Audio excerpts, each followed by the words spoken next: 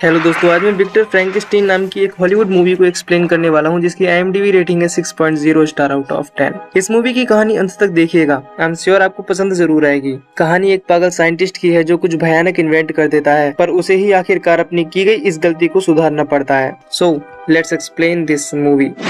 तो कहानी में हम एक कुबड़े आदमी को देखते हैं जो एक सर्कस में काम करता है। उसने अपनी पूरी जिंदगी इस सर्कस में बिताई होती है। इसी सर्कस में लोरेलिया नाम की एक खूबसूरत लड़की भी काम करती थी और ये कुबड़ा आदमी उसे पसंद किया करता था, पर अपने कुबड़े होने की वजह से वो कभी लोरेलिया को अपनी दिल की बात नहीं बता पाता। इस कुबड़े आदमी का कोई नाम नहीं होता, इसीलिए हम इसे हंचबैक कहेंगे, जो हिंदी में कुबड़े को ही कहते हैं। तो हंचबैक एक बहुत ही समझदार और जीनियस इंसान होता है जो कभी पढ़ने तो नहीं गया, पर उसे ह्यूमन बॉडी के बारे में शायद किसी डॉक्टर से भी ज्यादा पता था। जब भी हंचबैक को टाइम मिलता तो वो किताबों और ह्यूमन बॉडी और मेडिकल साइंस के बारे में पढ़ता था। एक दिन इनके सर्कस में शो होता है जिसमें लोरेलिया परफॉर्म कर रही होती है। तभी अचानक रस्सी टूट जाती है जिससे लोरेलिया गिर जाती है। बहुत से आदमी लोरेलिया को बचाने के लिए आते हैं। हंचबैक भी लोरेलिया के पास आता है। भीड़ में से एक आदमी लोरेलिया की हालत देखकर बताता है कि इसकी हड्डी टूट गई है और ये सांस नहीं ले सकती।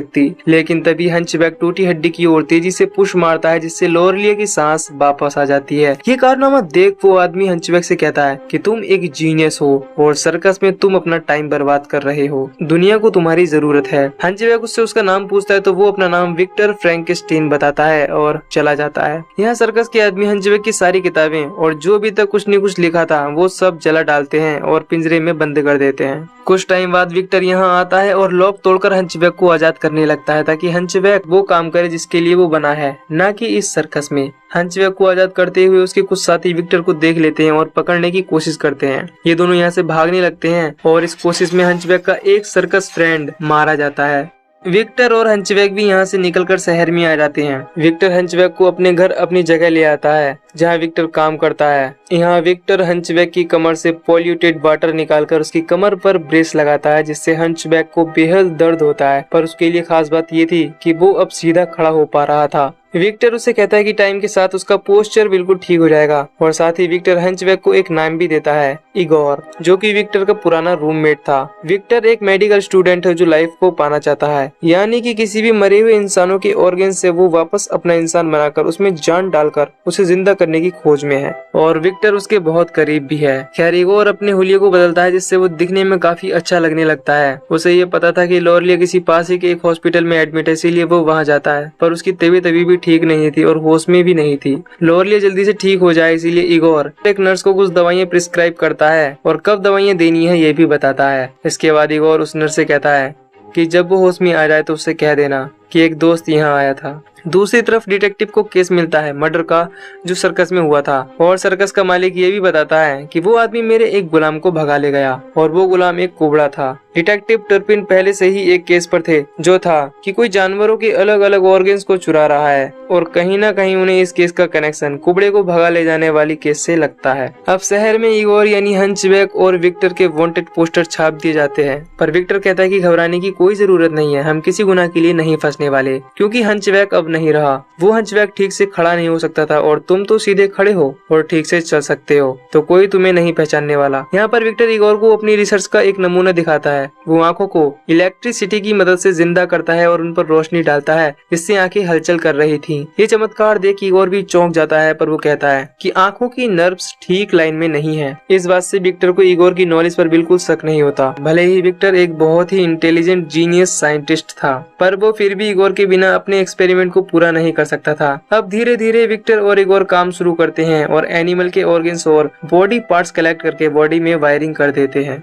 एक शाम विक्टर और इगोर एक पार्टी में जाते हैं जहां अचानक इगोर को लोरेलिया दिखती है। इगोर उसके पीछे पीछे जाता है तो देखता है कि वो लोरेलिया ही है। इगोर उसे आवाज लगाता है तो वो उसे मुड़कर देखती है, पर अनजानी निगाहों से, जैसे वो उसे जानती ही नहीं। इगोर को ये देख बुरा लगता है। तभी लोरेलिया को ऐसा लगता है कि जैसे वो उसे जानती हो, इसीलिए वो इगोर के पास जाती है। तो लोरेलिया इगोर को पहचान जाती है, जिसके बाद वो इगोर को गले लगाती है और उसकी जान बचाने के लिए शुक्रिया कहती है। इगोर कहता है अब मेरा नाम इगोर है, जो मुझे विक्टर फ्रैंकेस्टीन ने दिया है, जिसने मुझे सर्कस से निकाला था। इगोर लोरिया को विक्टर से मिलाता है, जहाँ वो लोरिया को भी अपनी रिसर्च के बारे में बताता है। पर ऐसी अजीब बात सुनकर लोरिया को यकीन नहीं होता कि आखिर कैसे एक मुर्दा लाश में जान फूंकी जा सकती है। खैर विक्टर और इगोर अब अपने होम आ जाते हैं, जहाँ विक्टर इगोर को चिंपैंजी की बॉडी दिखाता है, जो उसने कई एनिमल्स के बॉडी पार्ट्स की हेल्प से बनाई होती है, क्योंकि अब विक्टर इस बॉडी को इलेक्ट्रिसिटी की मदद से एक्टिव करने वाला था। ये दोनों इलेक्ट्रिसिटी से चिंपैंजी की बॉडी को इलेक्ट्रिसिटी देते हैं, जिससे चिंपैंजी की बॉडी में हरकत होने लगती है। और ये पहली बार था कि किसी ने डेड बॉडी में लाइफ दी हो, इसीलिए ये दोनों ही अपने इस अद्भुत कारनामे को देखकर चौंक जाते हैं। अगले दिन ये दोनों मेडिकल कॉलेज में कुछ लोगों के सामने अपना ये एक्सपेरिमेंट करने वाले थे, ताकि उन्हें यकीन हो कि लाइफ देना संभव है। कल इगोर भी वहाँ जाने वाला था, इसीलिए वो लोरिया को एक इनविटेशन देता है ताकि वो खुद वहाँ आकर देख ले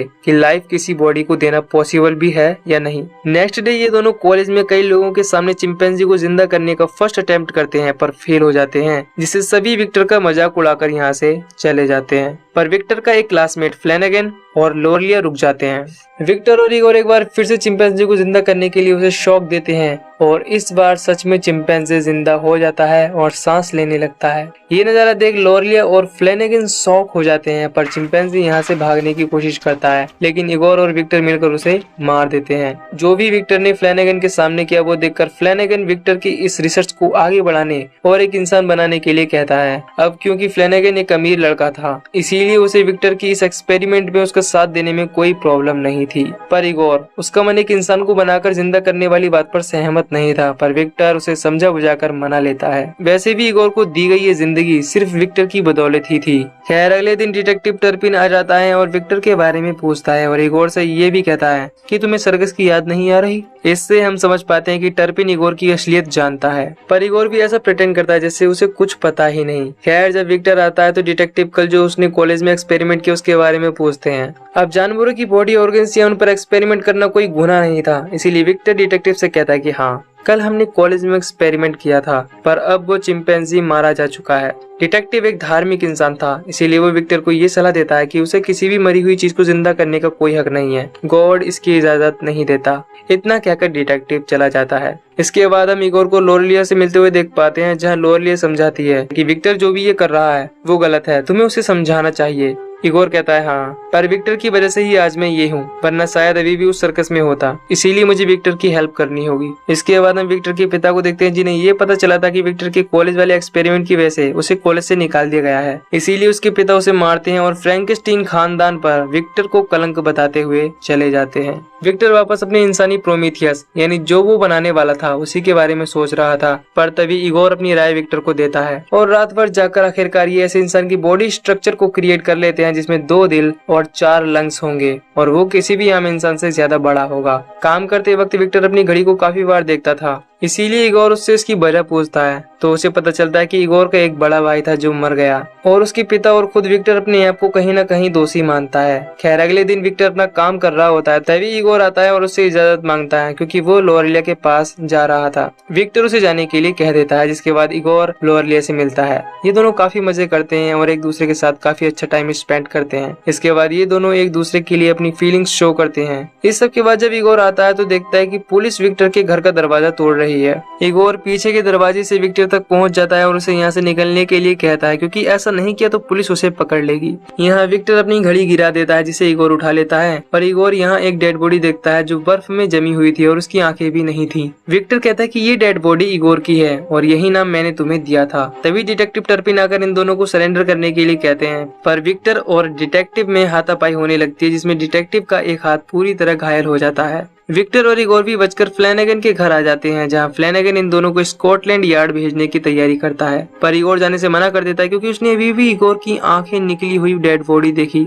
और उसे कुछ भी सही नहीं लग रहा था। विक्टर इगोर से साथ चलने की काफी गुजारिश करता है, पर इगोर नहीं जाता, जिसके बाद विक्टर अकेला ही स्कॉटलैंड यार्ड की तरफ निकल जाता है। फ्लैनेगन इगोर से कहता है कि जो डेड बॉडी तुमने देखी वो असली इगोर की थी, पर वो एक ड्रग एडिक्ट था और उसकी मौत ड्रग ओवरडोज की वजह से हुई थी। इसके बाद फ्लैनेगन कहता है कि तुम मेरे बारे में काफी कुछ जानते हो, इसीलिए तुम्हारा बाहर घूमना मेरे लिए खतरे से खाली नहीं। यहाँ हमें ये भी पता चलता है कि फ्लैनेगन विक्टर का इस्तेमाल कर रहा है ताकि बाद में वो विक्टर की बनाई इस आविष्कार, इस रिसर्च का यूज करके पैसा कमाए। खैर, फ्लैनेगन इगोर को बंधवाकर नदी में फिकवा देता है, पर वो बच जाता है और आ जाता है लोरेलिया के पास। यहाँ इगोर लोरेलिया को सब बता देता है कि विक्टर की जान को खतरा है, वो उसे मरवा देगा, इसीलिए इगोर को उसकी जान बचाने और उसकी मदद करने के लिए जाना होगा। लोरेलिया भी साथ आने का फैसला करती है। इधर डिटेक्टिव टर्पिन अपना नकली हाथ लगवाकर वापस अपने चीफ के पास पहुंचता है और फ्लैनेगन की प्रॉपर्टी पर रेड करने का वारंट मांगता है, पर क्योंकि उसके चीफ को इंसानों को जिंदा करने वाली बात और विक्टर के अजीब एक्सपेरिमेंट वाली बात पर यकीन नहीं होता, इसीलिए वो टर्पिन को इस केस से निकाल देते हैं। दूसरी तरफ विक्टर ने एक ऐसी बॉडी बना ली होती है जिसमें 4 लंग्स और 2 दिल थे,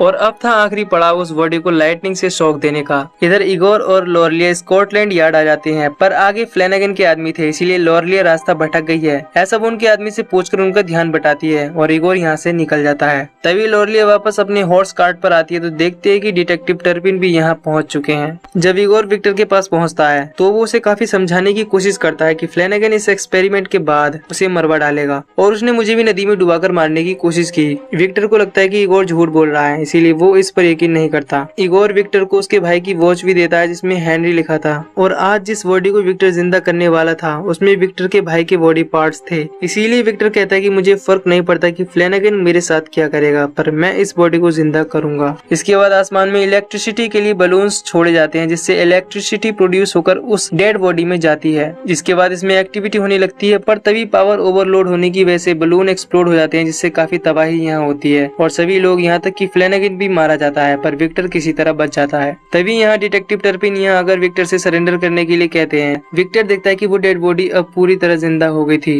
विक्टर उसके पास जाता है और अपना भाई हेनरी फ्रैंकस्टीन का नाम कहकर उसे पुकारता है, पर वो कोई जवाब नहीं देता, जैसे वो एक जिंदा लाश हो। तभी टर्पिन इस पर गोली चलाता है जिसकी वजह से फ्रैंकस्टीन उसे मार देता है। विक्टर रियलाइज करता है कि जो उसने बनाया है वो एक राक्षस है, ना कि उसका भाई, इसीलिए इगोर विक्टर की मदद करता है। इसके बाद ये दोनों फ्रैंकस्टीन को मारते हैं। फ्रैंकस्टीन काफी धीमा था, इसीलिए ये दोनों मिलकर फ्रैंकस्टीन को आखिरकार मार ही डालते हैं। अब हम देखते हैं कि इगोर लोरेलिया के साथ एक हैप्पी लाइफ जी रहा है। उसे एक खत मिलता है जो विक्टर का होता है और उसमें लिखा होता है, मैं गलत था पर अगली बार हम सब कुछ ठीक करेंगे, पर तब तक तुम्हारी ये लाइफ तुम्हारी है, एंजॉय योर लाइफ। ये मूवी यहीं पर खत्म हो जाती है। तो दोस्तों, एक्सप्लेनेशन पसंद आई हो तो प्लीज वीडियो को लाइक करें और चैनल को सब्सक्राइब कर लें ताकि आपको अच्छी से अच्छी मूवी एक्सप्लेनेशन मिल पाए। और हाँ, ऊपर वाले एंड स्क्रीन पर क्लिक करके आप हमारी journey to the best movie की एक्सप्लेनेशन को देख सकते हैं और नीचे वाली एंड स्क्रीन पर क्लिक करके डीमन नाइट की एक्सप्लेनेशन को देख सकते हैं। Till then, bye bye.